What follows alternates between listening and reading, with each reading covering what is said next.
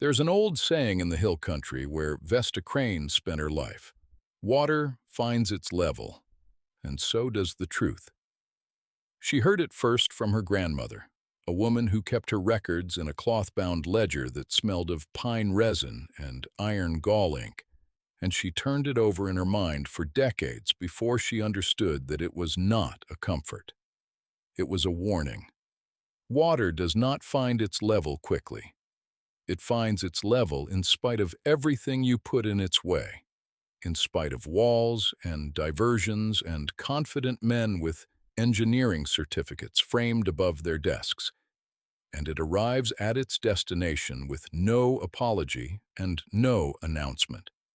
The same temperature it has always been, cold enough to make your teeth ache. The truth operates exactly the same way. Vesta knew this. She had been watching the truth work its slow arithmetic for most of her adult life, and she was patient enough to wait for the math to come out right, even when the waiting cost her more than she had expected to pay. She was 53 years old the first winter. Her mare, a red roan named Cinder, began to paw the earth in the lower pasture. The spot was unremarkable to any eye but Cinder's. It was a slight depression in the ground, perhaps 30 feet from the fence line, in a field of yellow, dormant grass where the soil ran a shade darker than the surrounding hillside. Cinder would walk the perimeter of the pasture, as she always did, eating methodically, and then she would stop at that spot and paw. Not frantic, not distressed, deliberate.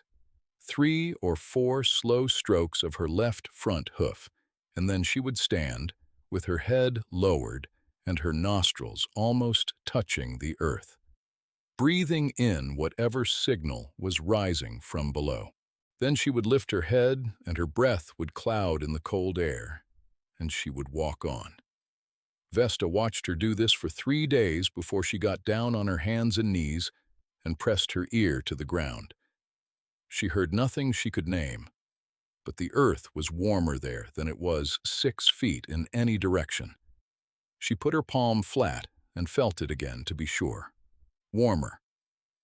In January, with 2 inches of frost in the topsoil and a north wind coming off the ridge that could peel the paint off a barn door, the soil in that shallow depression was measurably, undeniably warmer than the ground around it.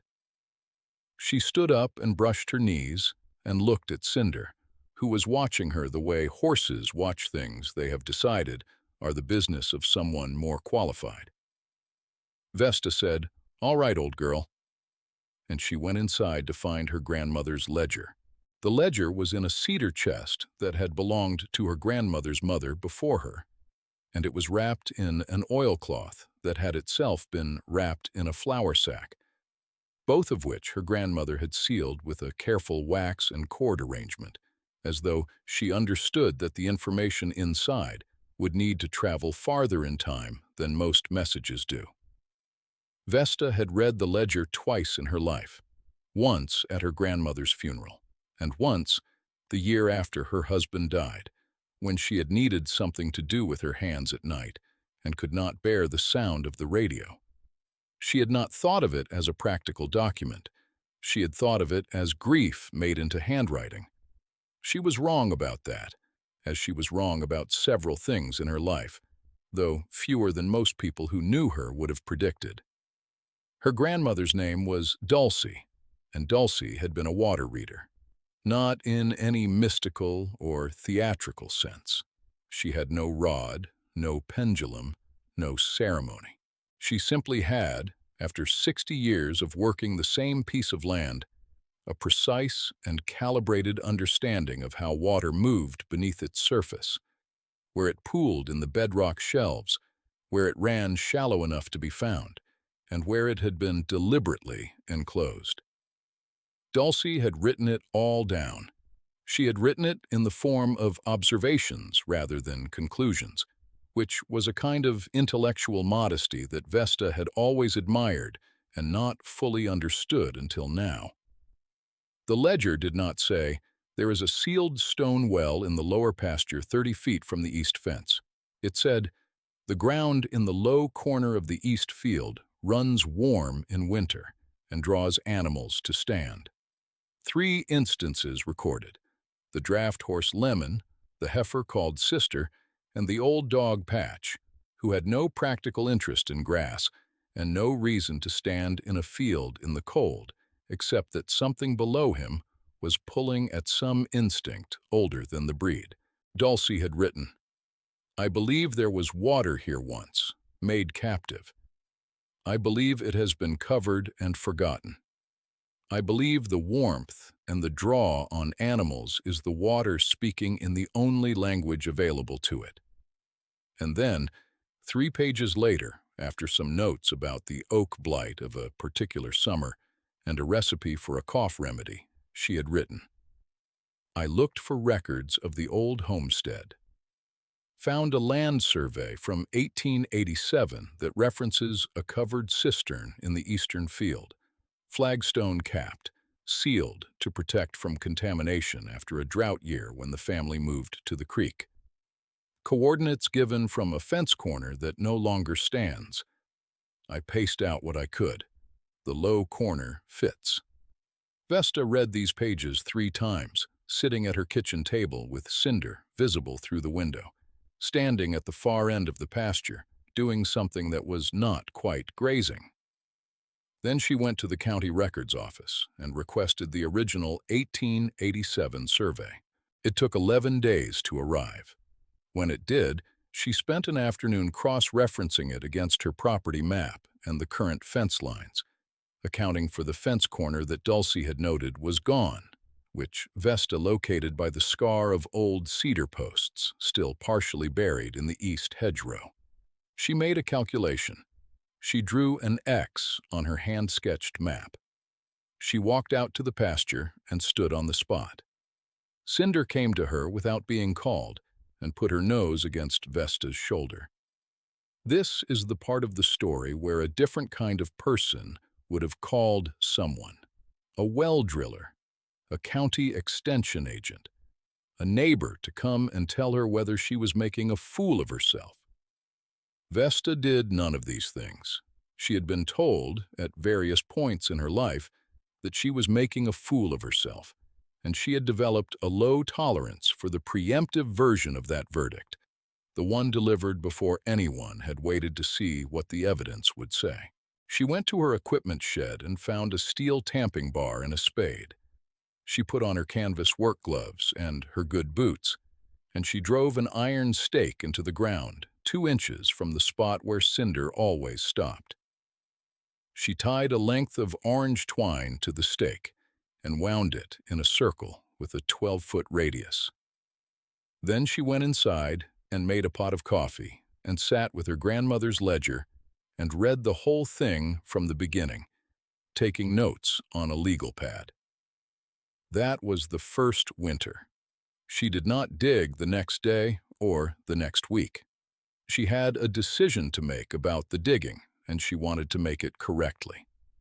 The ground was frozen, which was one consideration, but the larger consideration was the man who owned the water rights to the Crane property, which was a situation she had inherited from her husband, along with the mortgage and the equipment and the herd, and which she had not yet resolved to her satisfaction. His name was Aldous Pell, and he held the water rights to the primary spring and the upper creek in a document her husband had signed 22 years earlier, in a moment of financial pressure that Pell had manufactured with the patience and deliberateness of a man who understood that temporary distress could be converted into permanent advantage. Pell was not cruel in any obvious way. He was, in fact, scrupulously kind in the manner of a man who needs the local community to think well of him, and this made him harder to dislike cleanly and easier to misread. What the water rights arrangement meant, practically, was this. Vesta paid Pell a seasonal access fee to use the water from the spring, which was the primary source for her livestock and her house. The fee had a clause that allowed Pell to renegotiate every 5 years based on regional water table assessments, which he had exercised twice in the years since her husband's death, each time driving the number up with documentation that Vesta had no expertise to contest. The second renegotiation had pushed the annual fee to a sum that consumed what would otherwise have been her operating margin. She was not failing. She was, by any casual inspection, fine. But she was fine the way a fence is fine when 3 of its posts are solid and the 4th is quietly rotting from below. She needed another water source. If the cistern was what Dulcie's ledger and the 1887 survey together suggested it was, and if it was fed by the same underground shelf that fed the spring, it would be a private source, entirely on Craneland, with no claim on it held by anyone. Pell's water rights were specific to named surface features. A rediscovered historic cistern fed by subsurface flow would fall outside his language. She had looked at the document herself and then paid a lawyer a flat $200 fee to confirm her reading, which the lawyer had done in a letter that used careful language to say, "Yes, you may be right, and this is not my area of primary practice, but the water rights appear to be surface feature specific, and a subterranean source not named in the instrument would likely not be covered. Likely.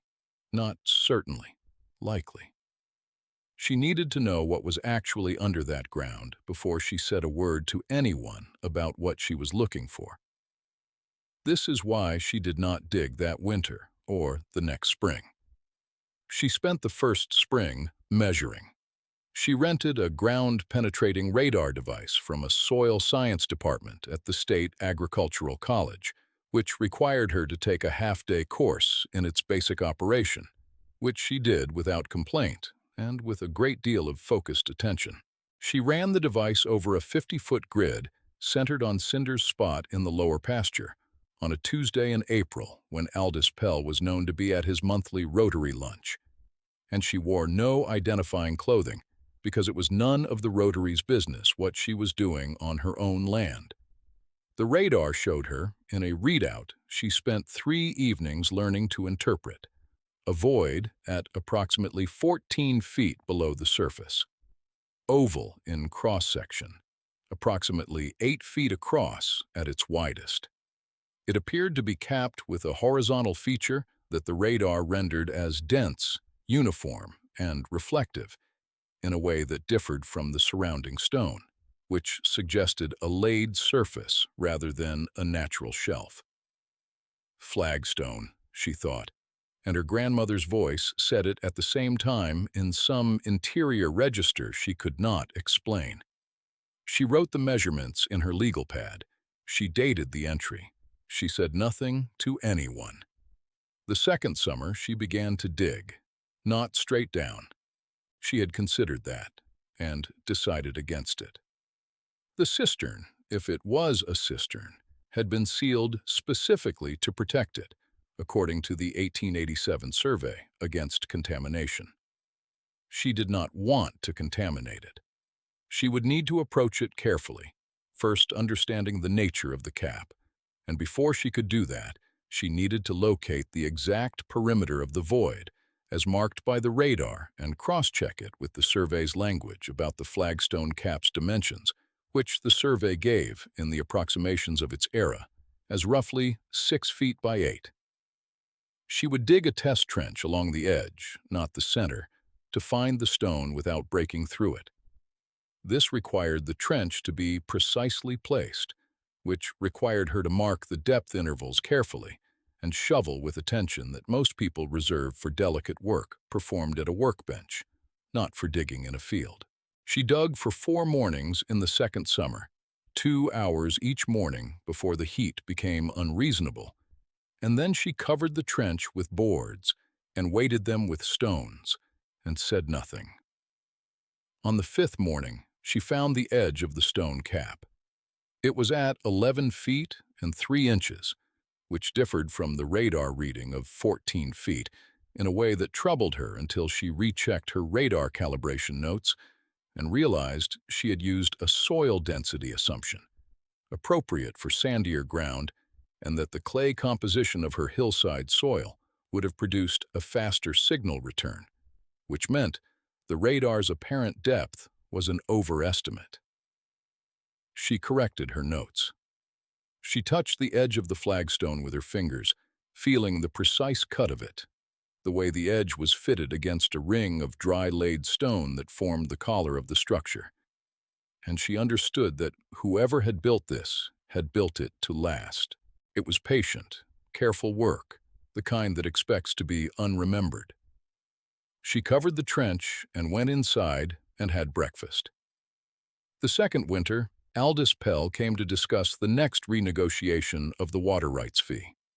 He drove a truck whose current market value was approximately 3 times what Vesta had borrowed for her last equipment repair, and he sat at her kitchen table with a printout of regional water assessment data and a manner that managed to suggest both sympathy and inevitability. He explained that the table in her part of the county had declined measurably.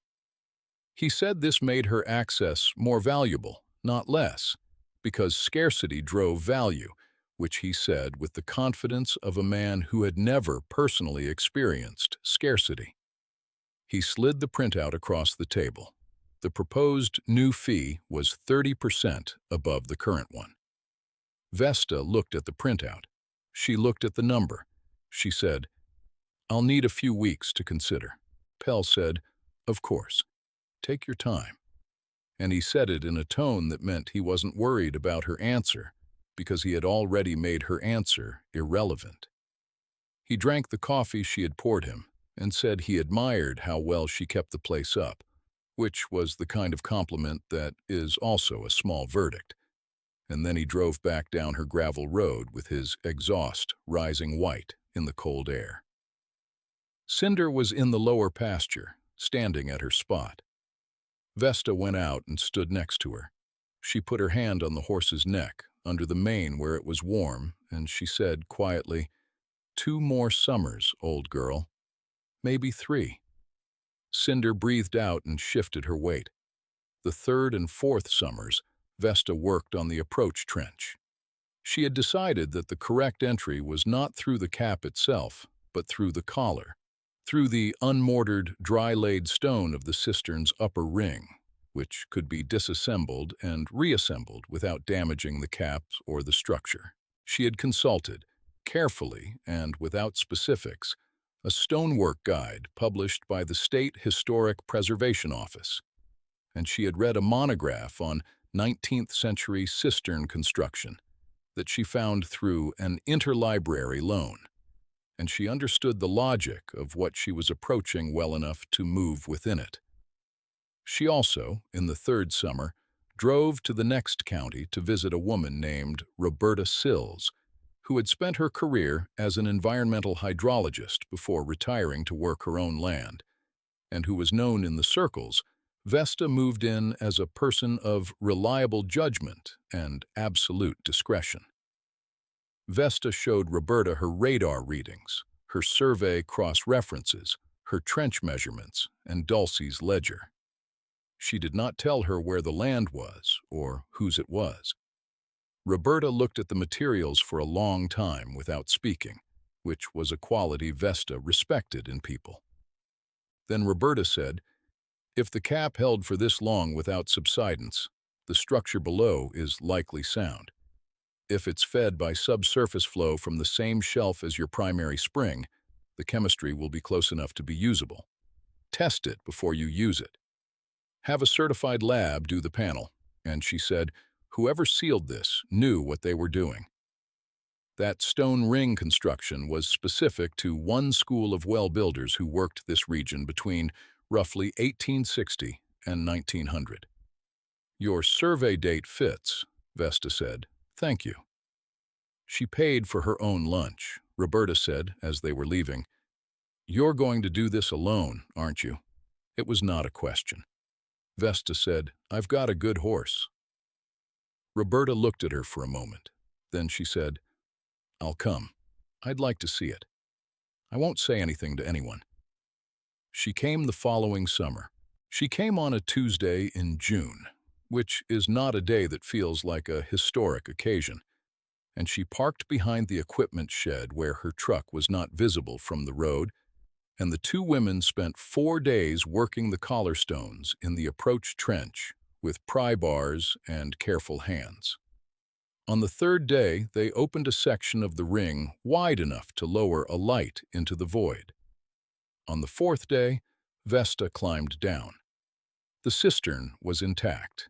It was 8 feet in diameter, faced in the same carefully fitted stone as the collar, with a dome of dry-laid stone forming the cap from below, in an inverted arch technique that had distributed the weight of the soil above for roughly 130 years, without a single course shifting from its setting. The floor of it was at approximately 22 feet below grade.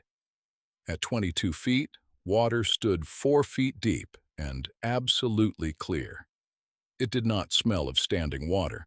It smelled of cold and of stone and of something that had no odor at all, which is the smell of water that has been moving through clean rock for a long time. When Vesta's boot entered it, the water was cold enough to stop her breath for a moment. She said nothing. She filled a glass sample jar and sealed it, and then she stood in the water in the dark at the bottom of a sealed stone well that had been forgotten for over a century. And she put her hand flat against the stone wall, and she listened. She heard water. From somewhere below or behind the stone, barely audible, a sound like a sustained note played very quietly on a low instrument. Movement. The shelf was alive, the cistern was fed, and it was draining, and the level she was standing in was the equilibrium level, the balance point where inflow and outflow met. It would not run dry unless the shelf ran dry. She climbed out. She handed the sample jar to Roberta, who was looking at her with an expression that was not surprise, but something more like recognition. Vesta said, "It's fed," Roberta said. "I thought it might be." They resealed the collar section, drove the approach trench's boards back into place, and covered everything with a tarpaulin staked at the edges, and waited with the same stones. Vesta had been moving back and forth above this spot for 3 years. Then they went inside and ate supper. "Water finds its level," Vesta said, at some point during the meal, and Roberta asked what she meant, and Vesta said, "Something my grandmother wrote. It takes longer than you want, but it gets there." Roberta said, "That sounds right," and they did not discuss it further. The water sample came back clean, not just usable, remarkably clean, with mineral content and a chemical signature consistent with long travel through limestone, which Roberta had expected given the geology of the ridge. Vesta sent the results to her lawyer with a brief explanatory letter. The lawyer sent back a longer letter than the first one, this time less hedged in its language, and recommended she have a property surveyor formally locate and document the cistern before she made any use of it or disclosed it, to establish that it was definitively within her property boundaries and definitively undocumented in the water rights instrument held by Pell. She hired the surveyor in the 6th winter, which was also the winter Pell sent her a certified letter indicating that he was exercising his renegotiation clause again and that the new assessment was enclosed. The new number was higher than she had anticipated. It was high enough that she sat with it for a long time. It was high enough that it was no longer merely a drain on the margin. It was, now, a problem of a different order. She read the surveyor's report. The cistern was on Crane land. It was not named or referenced in the water rights instrument. The surveyor's coordinates matched her own measurements within 2 feet. Her lawyer read the surveyor's report and called her, and this time there was no hedging. The cistern was hers. The subsurface flow that fed it was hers. And because Pell's instrument did not name or reference any subsurface source in the eastern field, It did not control it. She could use it, develop it, and route it to her barn and house infrastructure without triggering any clause in the existing document. She thanked her lawyer. She hung up the phone. She sat at the table and did not feel what she had expected to feel, which was relief or vindication or satisfaction. She felt instead something that was heavier than those things and quieter than those things, a settling. The way a load redistributes its weight when you finally set it down on solid ground. And you understand from the ache in your arms how long you have been carrying it. The seventh winter, she hired a water systems contractor from 3 counties over, a practical and efficient woman named Gretchen, who asked few questions and did her work with the economy of movement that indicates genuine experience. Gretchen assessed the cistern, confirmed the structural integrity of the collar and cap, installed a proper access housing that preserved the historic stone construction and met the county's wellhead protection regulations, and ran a supply line to the barn and a secondary line to the house. The work took 9 days.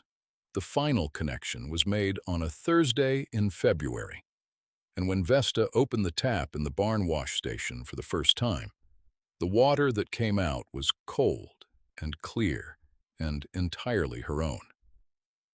She said nothing to Aldous Pell. She paid the existing water rights fee on its normal schedule. She was not ready yet for that conversation, and she was a person who believed that conversations should happen in their correct season, not before. The drought came in the 8th summer. It had been forecast in various forms by various agencies for 2 to 3 years, each forecast more specific and more alarming than the last, and each forecast received by the farming community in her county, the way farming communities receive climate forecasts, which is with a complicated mixture of acknowledgement and denial. The way you acknowledge that a storm is coming on the radio while continuing to leave the hay in the field. The spring of the 8th year was dry. The early summer was drier. By July, the creek was running at 30% of its seasonal average, and the primary spring on the Crane property, Pell's Spring, the spring whose access Vesta paid for, had dropped to a trickle. Pell's own operation, which was larger and diversified in ways that had always seemed to Vesta like the financial expression of a man who knew he was in a safe position, was not safe anymore. His surface pond was dropping. His creek access was dropping. His neighbors' wells were dropping. Vesta's barn tap ran cold and clear. Her livestock drank. Her house had water. She watched the horizon to the west, where the creek bed was now a pale stone ribbon in the yellow field, and she kept her feelings about this to herself in the way she had learned to keep most things. In August, Pell came down her road again. He did not drive the expensive truck. He drove a plain work pickup that had a crack in the windshield and mud on the running boards, and he parked it and got out without the composed manner he had always worn, the way another man wears a good coat. He stood in her yard and asked if he could speak with her. She said, "Come in." He sat at the table. He did not have a printout. He did not have a proposal. He had, instead, a quality of stillness that she had not seen in him before, and he looked at the glass of water she set in front of him the way people look at things they have underestimated for a long time and are now revising their understanding of. He said, "I heard you have water. I don't know how. I don't want to pry. But I've got 12 horses and I'm trucking water from 40 miles, and I'm going to start losing animals." He stopped. He said, "I would like to ask if you would consider selling me access." Vesta looked at him. She considered what she felt. She was aware of what would be satisfying to say, and she decided not to say it. She said, I'll give you access for the summer at cost. The cost is what it costs to run the line to your fence line and maintain the pump. She named a number, which was a moderate number. She said, "This fall, when the rains come, you and I are going to renegotiate the water rights instrument, and we're going to do it with both our lawyers in a room, and we're going to come out with something that reflects the current situation on this property, not the situation from 22 years ago." Pell was quiet for a moment. He said, "That's fair." He said it quietly, and it cost him something to say, which she could see in the way his jaw moved after the words. She did not enjoy watching it cost him. She had expected to enjoy it, and she did not. She said, "There are 3 other families on the ridge that I know of who are struggling. If you will help me split the cost of running a secondary line to a shared access point on the county road, I will supply them through the summer as well at whatever they can pay." He looked at her. He said, "Why would you do that?" She said, "Because the water is not mine to withhold." He looked at the glass she had given him. He said, "All right." He drank the water. He set the glass down and looked at it for a moment as though he was reading something written on the bottom of it. Then he said, "My grandmother used to say that the ground under us knows things we haven't thought of yet." I didn't understand what she meant. Vesta said, "They had the patience to figure things out that we are in too much of a hurry for." She showed him the ledger. She showed him the entry about the cistern. She showed him the 1887 survey. He read them without speaking. When he was done, he said, "Your grandmother," and Vesta said, "Her grandmother before her." He sat with that for a moment and said nothing more, and she did not press him. The 3 families on the ridge came through the summer. A man named Tercel Boone came and shook her hand without speaking and walked back to his truck. An older couple named Fries arrived with a gift of bread, which she accepted. And when the woman said, "How did you know? How did you have water?" Vesta said, "My horse found it, and my grandmother wrote it down." And the woman looked at her the way you look at an answer that is both exact and insufficient. And Vesta understood the feeling and did not try to resolve it.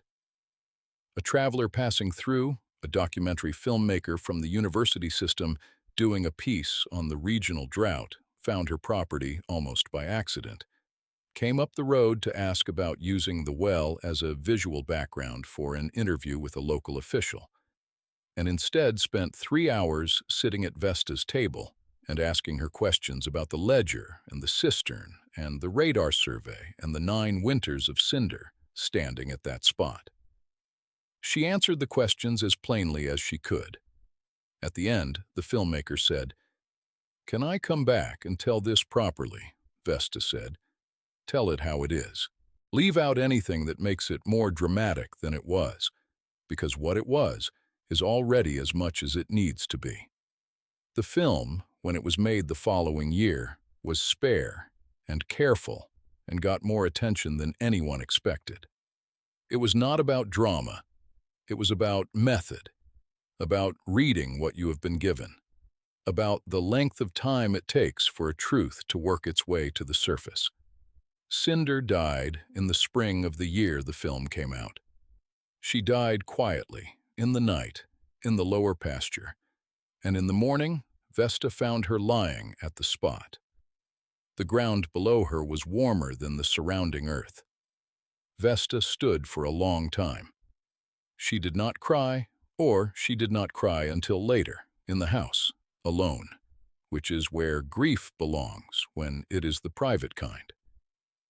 She buried Cinder at a distance from the well.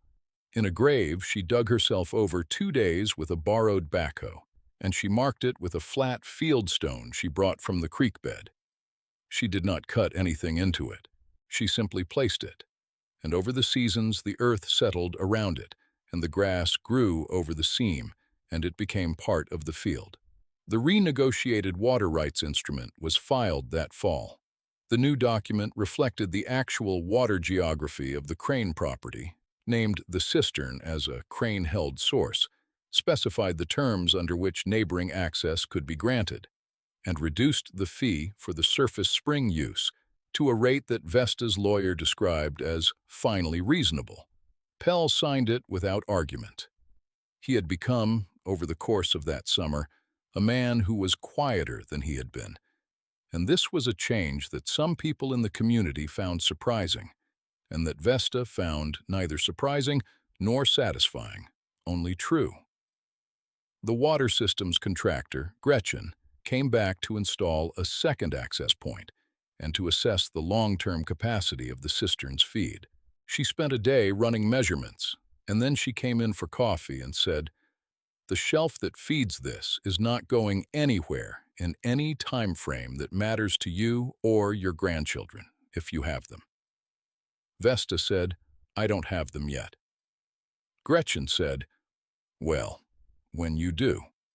Vesta said, "The ledger will be here." She meant this precisely. She had begun by then keeping a companion ledger to Dulcie's, the same kind of cloth-bound book, bought from a stationery supplier who still made them, and she was writing in it in the same form Dulcie had used, observations, not conclusions. The geology of the shelf as Roberta had explained it to her, the precise dimensions and construction of the cistern, the radar calibration she had gotten wrong and the correction, the date of each season's water test, and the results, the names of the families who had used the water in the drought year and what they had paid, most of which was nothing or close to it, and which was recorded not as a ledger of debts, but as a record of what the water had done when it was allowed to find its level. She wrote the measurements and the dates and the names in plain handwriting, and then at the back of the ledger, in the space Dulcie had left on the final page, where it seemed Dulcie had been saving room for something she had not yet found the words for, Vesta wrote this: "Water finds its level, and so does the truth. The water does not wait for permission, and it does not ask to be thanked. It goes where the earth allows it. If you want to know where it goes, you have to be still long enough to feel the warmth in the ground before anyone else thinks to kneel down and put their hand flat. The knowing is already there. The knowing has always been there.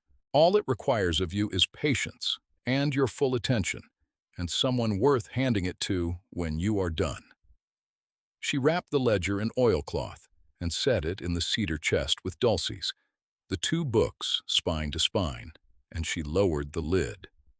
The chest sat on the stone floor of her front room, next to the east-facing window, and in the winter mornings, the early light came through and lay across it in a particular way that reminded her, every time, of a door left open to let something through.